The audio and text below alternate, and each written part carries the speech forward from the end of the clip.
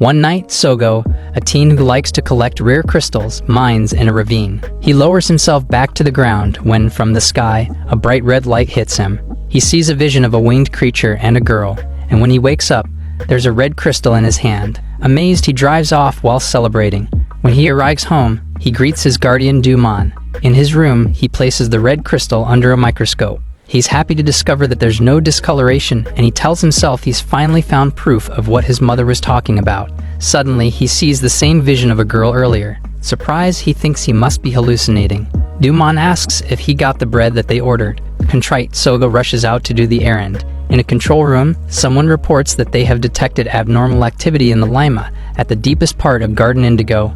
Lieutenant Colonel Price is told that it's Captain Stewart's unit that's deployed there. Later, after getting instructions from Price, Stewart deploys his men. After fetching the bread, Sogo is dragging home when the Bureau's underwater mining causes his hand to light up. He gets yanked up into the sky before landing near his friend Khan. At first, she berates him, but then she instructs him to drive. Sogo is confused, but Khan still forces him to drive away, and soon they get chased by a car. A man named Roman is holding up a wedding dress for Khan to try on. She explains to Sogo that her parents betrothed her to Roman without considering her feelings. A boy named Otto pops up from the driver's seat, asking Sogo if he put her up to this, but he denies it.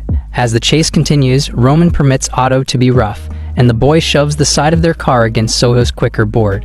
When they pass through heavy steam, Sogo wrongfully swerves out of the road and onto a large pipe, which then leads them to fall into a gigantic pit. Thankfully, both she and Sogo are okay. She apologizes, saying it's all her fault, but he only tells her not to worry about it. When a bug touches Khan's leg, she throws herself at him. She blushes before moving away, making the atmosphere awkward. Meanwhile, Roman and Otto are looking for them. Sogo assures Khan that once he fixes his quicker board, they can leave. However, it doesn't cheer her up much. Meanwhile, Stewart instructs his men to commence with the operation. Something explodes, and it causes a quake around Sogo and Khan. Suddenly, the lake before them glows a bright blue.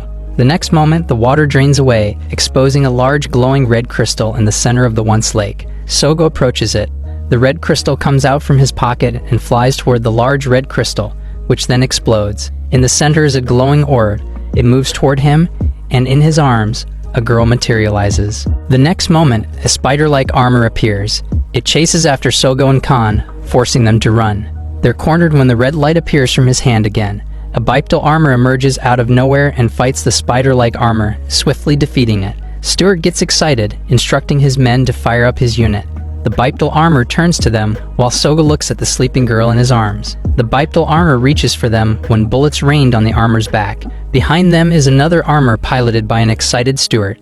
While the two bipedal armor fight, the teens decide to run away. Stewart gets a call from Price, asking why the Lima is moving. He checks his screen and realizes that the girl is actually the Lima. While the armors continue to fight, large rocks start to fall. Sogo's group gets sent over another drop, and immediately, the white armor dies after them. While falling, Sogo grabs Khan, and when he also grabs the girl, his hand glows and they get saved by the armor. They land safely on the ground, before the armor dissolves into light. Khan and Sogo blush upon realizing they're so close. Roman yells their names, and Otto tells them to hurry as the caves are collapsing. Later, they arrive at Sogo's home. They ponder what to do with the girl. Dumon serves them sweets, and the smell of them stirs the girl awake. Khan is about to dig in when her plate moves. The culprit is the girl. Khan offers her a bite, which the girl eagerly accepts. Later, while Khan entertains the girl, the guys decide that Dumon can take care of the girl in the meantime. Roman decides that Khan stays with them as well. Later, Sogo finds a creature masquerading as a ball, mistakenly thinking that it's a crystal. At headquarters, Stewart is shown an unseen, upgraded model of a bipedal armor. Zone Boyle, leader of the Administrative Bureau, asks him if he likes what he sees. He wants Stewart to use it as he's convinced that he can use Ifrit, the machine's name, to its fullest potential. Back in Sogo's room, he's about to shave off the surface of the crystal when it suddenly yells in pain. It knocks him back and starts talking, which shocks Sogo. The creature declares it'll keep Philia safe, referring to the unknown girl. When she attempts to transform, she fails. Stunned, she then asks about the crest on Sogo's hand. Suddenly, Philia enters his room, followed by Khan, who tells the girl to stay put. He then properly introduces himself to the girl, and she lets him dry her hair. Meanwhile, Stewart visits a cell of a blonde teen.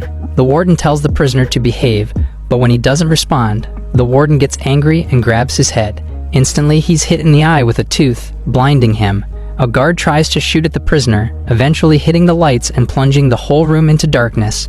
The guards end up shooting each other in their panic, and the last ones are off by the blonde with a knife. He gets applauded by Stuart, who then tells him that he's fit for reinstatement. The blonde guy, whose name is Pack, grins happily. In the morning, Philia learns of Khan's name. She's also overjoyed learning the names of things. The green creature comments that Philia is happy to see and experience everything. After the curry is ready, Khan instructs Philia to bring Sogo's plate to him. She uses her powers, making it float. Khan is shocked while the green creature protests, saying Philia shouldn't use her powers thoughtlessly. The girl loses control, spilling the hot curry on Sogo's arm. Red light comes out of his hand, which then transforms the creature into the bipedal armor from the caves. Excitedly, Philia calls her Mora. At breakfast, Sogo's food gets stolen by Mora. He chases her around, and she ends up falling into Dumon's large pot of curry and spilling it, making him angry that he demands everyone to go out. Outside, when Philia shows them a cat pigeon, Khan gets the idea that they visit downtown where there are more of them. Everywhere they go, Philia gets excited. They go shopping, ride a carousel, and sightseeing. Later, Mora reveals that Philia is a unique being who controls the breath of Planet Gift. She sustains nature and life itself, while Mora is the one tasked to protect her. However, they're not listening at all. After the ride, they get some food. The seller named V asks who Philia is. Khan scrambles to explain, but Mora speaks up, saying her name is Philia. The woman is stunned that the stone can speak, and Khan lies, saying it's a doll that Sogo made. From a distance, Otto observes them through binoculars, telling Roman they're quite carefree. Later, Khan gives Philia a whole cat pigeon cake. She's running around with it, ecstatic, when someone bumps into her. The cake flies into the air, and without a thought, she uses her powers to make it hover. Quickly, Mora tells her to stop, and the cake lands on a man's face. Sogo apologizes on her behalf, which the man accepts. Philia is despondent, and they leave. To cheer her up, Khan invites her to go to Gold Tower where there are many cat pigeons. Meanwhile, the man from earlier is ecstatic about the display of power he'd seen, and he wants to see more. After pressing a button, chaos and disorder start to happen. Suddenly, images of cat pigeons appear nearby, which gets Philia excited. She moves toward them and almost gets hurt. Sogo suggests that they run to the upper levels. Unbeknownst to them, they're being observed. In a car, Pat complains to Stuart about the traffic. Stuart comments that he'd seen this happen once before. Meanwhile, Sogo and the others look over at the lower levels, saying the city is in total disarray. Suddenly, a construction robot comes to life. When it moves toward them, Sogo tells them to run away before following them. The man is happy to see Philia's horrified expression. He chases after them, and after a crash, Sogo tells them to hurry and hide. He decides to distract it while Khan and Philia hide. Still, the man discovers Philia's location. He controls the cable car where they are, and from the floor, a hologram of a cat pigeon appears. Through it, the man addresses Philia, saying he arranged fun activities for her. Philia accidentally opens the door just as Sogo manages to destroy the robot. When Philia and Sogo spot each other, the man gets annoyed with Sogo. He wakes another construction robot and makes it climb a cable tower. While it heads toward them, Sogo accelerates on his quicker board, launching himself into the air. Khan throws Mora toward him, and the two meet. Light erupts and Mora transforms. The newly transformed Mora immediately attacks the construction robot. After a vicious punch from Mora, the robot falls and snaps the cable. The cable car falls and Mora changes back. With Philia's power, the cable car safely lands. Meanwhile, a cable heads toward the creep's window. He manages to evade it, but it pulls away a part of his hair. Later, Sogo and the girls watch the sunset. Philia isn't too excited to see a cat pigeon anymore. Meanwhile, the culprit turns when Stuart calls his name. The latter wants Alfred's skills on his team. Philia welcomes customers into Dumon's restaurant while the others help the chef. She brings the customers' food to their tables using her magic, which upsets Mora. That night, there's news on the radio of a typhoon forming, which is the first in 40 years. This sends Dumon into a panic. Back at Sogo's house, Philia rushes downstairs in a cat pigeon outfit they bought. When Mora asks what a typhoon is, Sogo answers scarily that it's when monsters appear, but Philia is unfazed. Khan screams upon seeing Dumon, and in a scary voice, he retells what he experienced back when he was 8 years old. There's heavy rain, lightning, thunder, and howling winds. However, when he starts talking about his crush, Philia falls asleep, and both Khan and Sogo leave him. While Dumon and the others are busy repairing the house's roof, Philia wants to work with a hammer too, but Mora forbids her from using her powers. Instead, she picks vegetables with Khan. Using her powers, she harvests everything and makes the produce dance. Right then, V drops by to bring them their bread. She spots Philia using her powers. Roman and Otto also arrive to help with the construction, piloting the new Velover 7. Roman decides to help with the construction using the Velover 7. However, as he doesn't know how to use it, he wrongfully charges toward Philia and Khan. Sogo activates Mora, and after a short scuffle, it ends with them destroying a part of the house. Thankfully, they finish all the repairs that night. They decide to have a party. Roman tries to charm Khan, but she only ends up leaving in a huff. While the others are enjoying themselves, she approaches Sogo. When Khan tells him how Philia made the vegetables dance earlier, Mora gets mad. Roman and Otto want to see her powers as well, but Mora scolds her. Nervous, she accidentally causes the fire from the grill to explode like a firework in the sky. The others are amazed while Mora gets tired. In the morning, Sogo and Khan are about to leave for school. Philia begs them not to go, but still, they leave, which upsets her. She starts glowing, which Mora notices, and she quickly attaches a crystal to her, which stops her from using her powers. Philia gets mad, and she throws Mora away, breaking a window.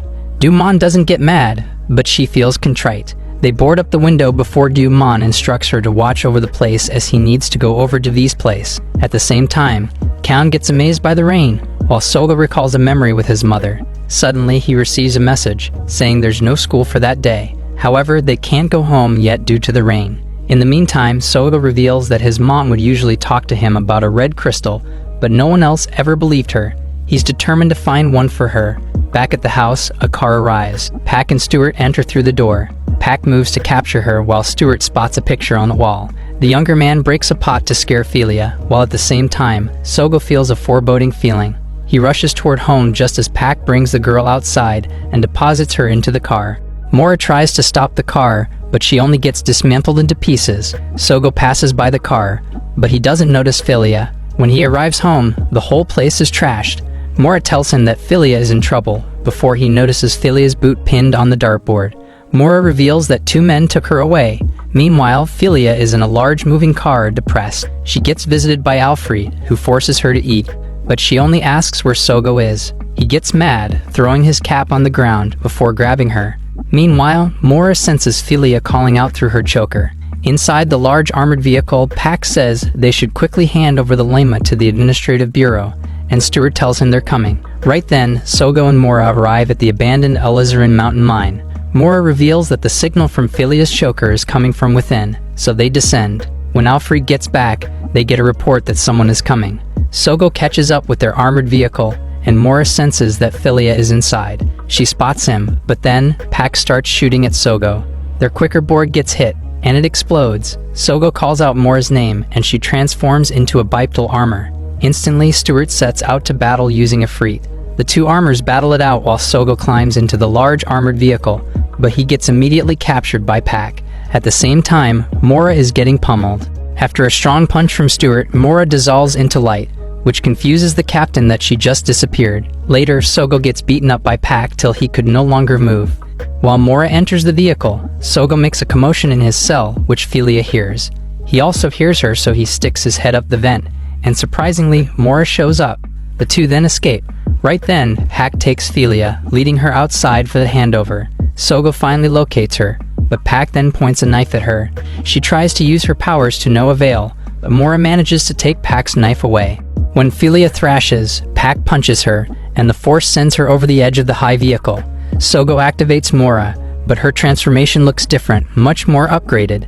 Seeing the enemy, Stuart acts quickly and attacks using Ifrit. At first it looks like he has the upper hand, but Mora retaliates using weapons. Stuart summons a gun and shoots at his enemy. Meanwhile, Sogo finds Philia in the sky. He moves toward her, but his way gets blocked by an armor driven by Pac. While the two bipedal armors continue their fight, Stuart remembers his days during the war. He gets pumped up while he shoots at Mora, who then responds with a strong blast on Stuart's armor, followed by a rain of attacks. Ifrit immediately collapses. When Pac is about to attack Sogo, Philia screams, unleashing a power that lights up the whole area. Pac gasps while Stuart looks shocked. The ball of light flies away and Mora follows it.